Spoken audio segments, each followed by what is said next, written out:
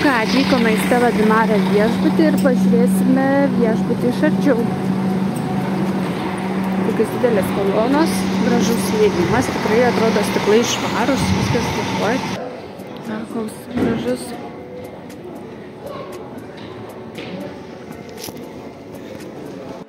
Čia yra pagrindinis restoranas.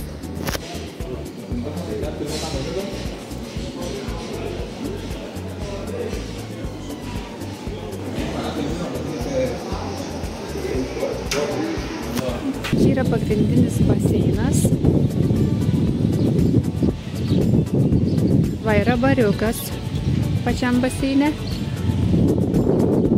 Svečiai ilsisi.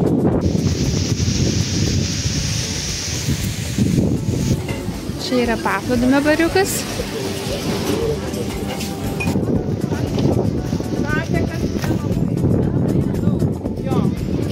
Paplūdimio čia kaip ir nėra, yra vietos degintis, bet jau įlipti ir maudytis galima tik nuo balkono.